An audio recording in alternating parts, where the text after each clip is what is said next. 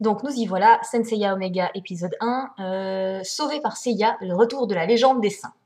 Enfin des saints, enfin des chevaliers. Jusqu'ici, je vous dis ça maintenant, enfin j'ai déjà vu donc les épisodes, ce que je vous dis là je vous le dis après coup, mais voilà. Donc jusque là, plutôt, le titre est cool. J'avais rien à redire, en plus je me suis dit cool, on va voir Seiya. C'est pas mon personnage préféré, mais ça fait plaisir quand même. Voilà, donc je vais rappeler quand même pour ceux qui n'auraient pas tenu le coup pendant la précédente vidéo que je vais être incapable de faire preuve d'objectivité et que je ne prétends pas établir une critique constructive de ce que je vais regarder. Je sens juste que je vais avoir besoin de partager mes impressions avec ceux que ça pourrait intéresser de les lire, enfin de les écouter en l'occurrence. Je compte les points. Enfin, je compte les points, je mets des minus et des malus en fonction de ce que je vois de bon ou de... Non, des minus ou des malus, c'est la même chose. Des bonus ou des malus. Oui, donc je mets des bonus et des malus en fonction de ce qui me fait réagir dans les épisodes. Donc, le premier point dans l'épisode 1, c'est malheureusement un malus. Qu'est-ce qui est arrivé à l'armure d'or du Sagittaire? On m'avait prévenu, hein, je peux pas dire que je suis surprise, on m'avait dit que les armures étaient enfin, que les armures avaient changé. Enfin, je m'attendais quand même pas à ce que ce soit à ce point-là, parce que Seiya, avec son armure du Sagittaire, il n'a pas l'air de porter une armure d'or, on dirait un oblio de la cour de Louis XVI déguisé en ange. Donc je trouve ça assez ridicule avec le col et tout. Je veux dire, il n'y a plus d'articulation, c'est presque du tissu ou d'une espèce de matière liquide, enfin, c'est pas trop. Mais bon, ça, je pense que ça a été dit et redit, donc je vais pas m'attarder dessus pendant 3 heures. Alors, donc là, on a un beau -2. Ça valait un -3, mais c'est parce que je l'avais pas... j'ai pas été surprise. Alors, point suivant. Encore -1 point. Oh mon Dieu. Le générique, c'est le thème d'origine rechanté. Alors, je fais une petite parenthèse ici de ce qui m'a été donné de constater plus loin dans la série, enfin, en regardant les 6 premiers épisodes. La musique, il réutilise très peu les thèmes de Senseiya, alors que hein, la bande originale compte au moins 300, enfin au moins 200 morceaux. Et jusqu'ici, tout ce que j'ai entendu, c'est le thème d'origine, justement, et vu ce qu'ils en ont fait, je m'en serais bien passée parce que c'est rechanté, c'est à moitié chanté par une femme, enfin, j'aime pas. Et le thème de Pégase, enfin, le thème des météores de Pégase, mais ça, ils pouvaient pas franchement faire sans, c'était juste impossible. Donc, au lieu de refaire une OST qui n'est pas mauvaise, mais enfin, qui casse pas des briques non plus, ils auraient mieux fait de tout simplement plus s'inspirer de la première. Donc le générique, la musique pas contente, et alors le titre, puis les couleurs pastel et les étincelles, et alors les effets arc-en-ciel comme ça, on dirait un shoujo, voilà, avec les effets de tissu et tout, avec les grands voiles qui volent comme ça, enfin soit, c'est ridicule. Remarque suivante, plus 1 point. Parce que apparemment le héros, donc Koga, maintenant je le sais, c'est le disciple de Shina, donc c'est elle qui lui donne des cours. J'ai trouvé que c'était une bonne idée, ça me plaisait bien, puis j'étais contente de la voir, même si on va passer sur l'armure du serpentaire qui ressemble plus à rien. Plus 1 point aussi pour le cours que Shina donne à Koga sur les atomes et la force de destruction des chevaliers, parce que Marine donne à Seiya exactement la même leçon, exactement de la même manière, en lui expliquant tout à fait de la même façon, presque mot pour mot. Et donc je trouve que c'est un clin d'œil qui est bien placé et qui sert.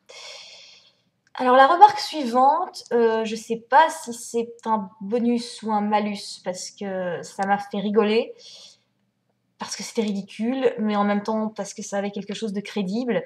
C'est Tatsumi, donc on se rappelle de Tatsumi, hein, bien sûr, avec la boule de billard, qui a une moustache, mais comme ça, hein, on dirait, comme ça, une moustache comme ça, on dirait un des frères Dupont dans Tintin. Bon, j'étais morte de rire, hein, avec cette tête qu'il a avec sa moustache, enfin bon. Enfin, faut bien que en même temps, je me suis dit, il faut bien qu'il y ait un élément du décor qui change, hein, parce que Tatsumi, il fait partie des meubles.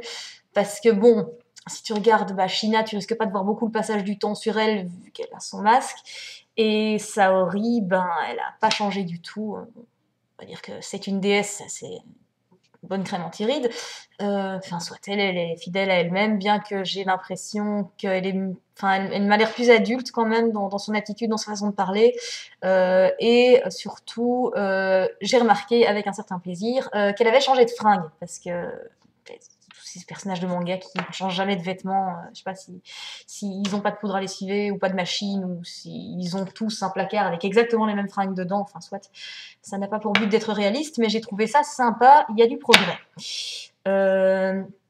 Alors le point suivant, c'est un gros malus d'au moins 3 points, parce que je pensais avoir vu le pire avec les armures, donc en voyant déjà l'armure du Sagittaire en tissu et l'armure du Serpentaire qui ressemble plus à rien, le côté ridicule, tout ça, je pensais avoir vu le pire, mais en fait non, j'étais très loin de la vérité, parce que je savais déjà, pour les armures en pendentif, hein, on me l'avait dit, ça aussi, hein, blasphème s'il en est.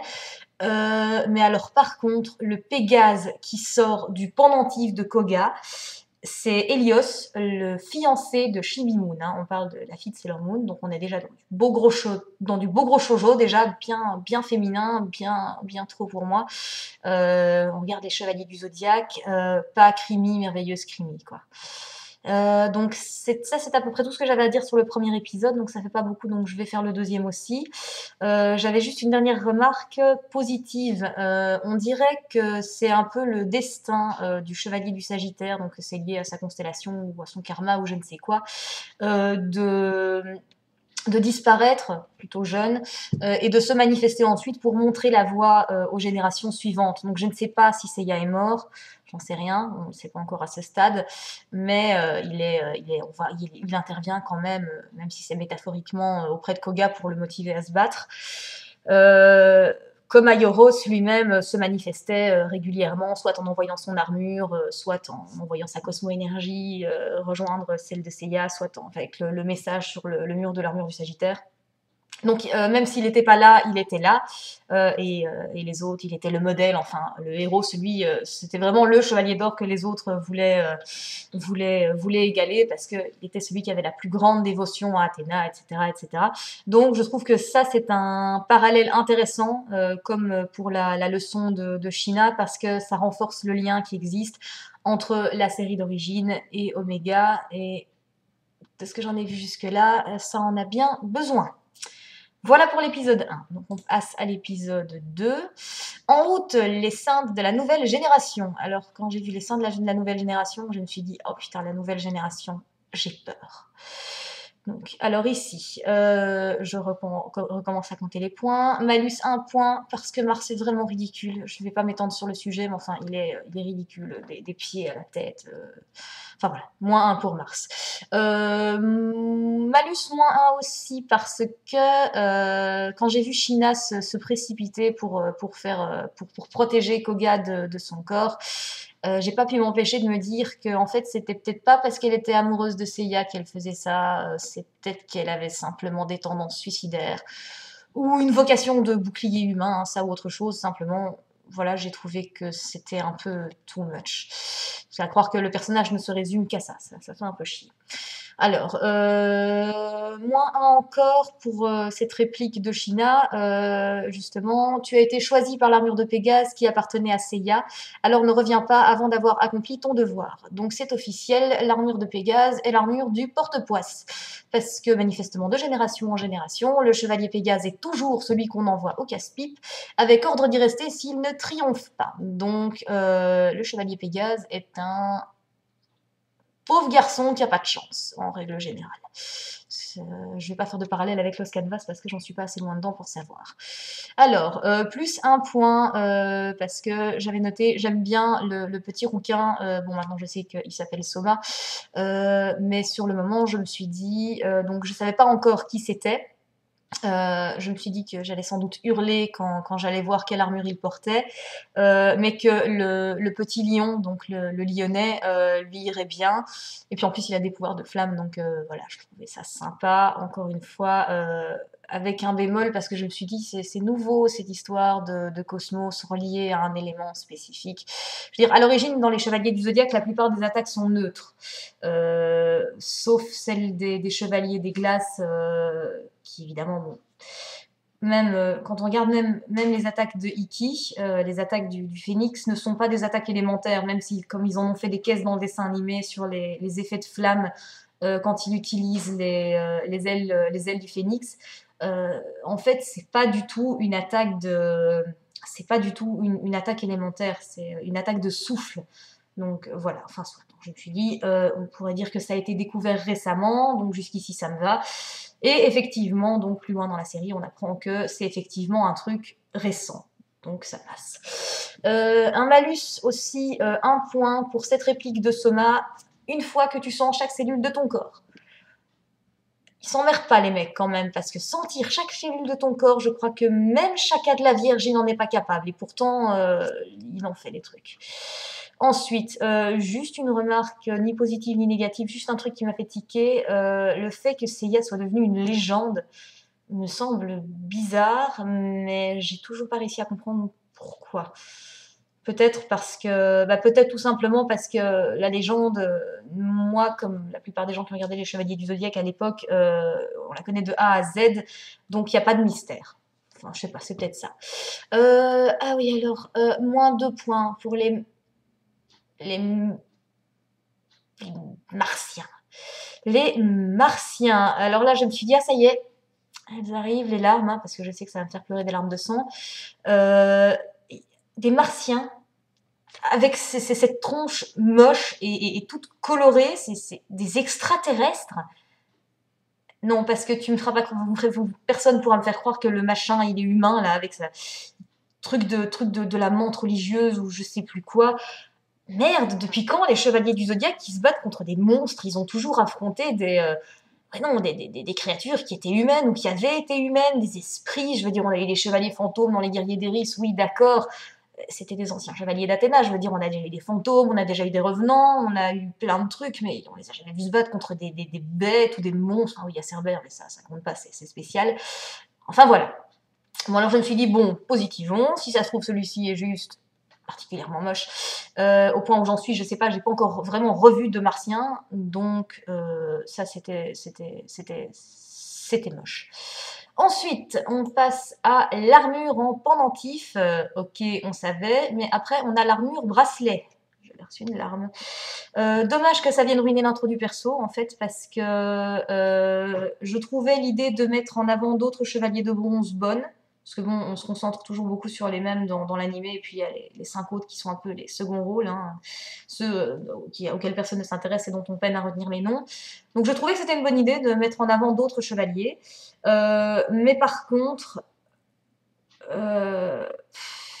comment dire, ça aurait pu gagner des points en fait cette histoire parce que j'ai bien aimé le fait que la constellation réponde à l'appel de son chevalier et envoie l'armure, parce qu'on sait que les armures d'or ont été baignées dans les rayons du soleil, c'est assez important, donc ça aurait sous-entendu qu'elles se trouvaient dans les constellations.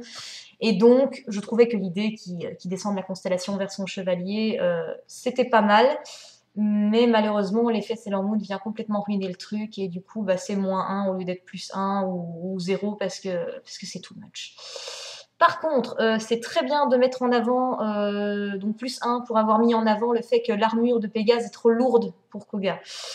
Comme la leçon de Shina, qui était un parallèle à celle que Marine donne à Seiya au début,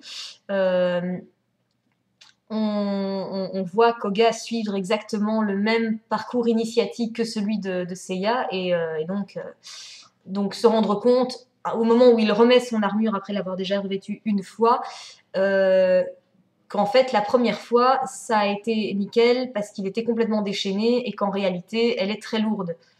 Donc ça c'est bien, hein, parce que bon, ils ont déjà viré les urnes sacrées, alors que bon, les urnes sacrées sont tellement lourdes que les gars ils doivent y aller à la cosmo-énergie pour les soulever. Un être humain dépourvu de cosmos ne pourrait pas porter une des urnes sacrées avec une armure dedans. Donc, ils ont au moins respecté ça, donc plus 1.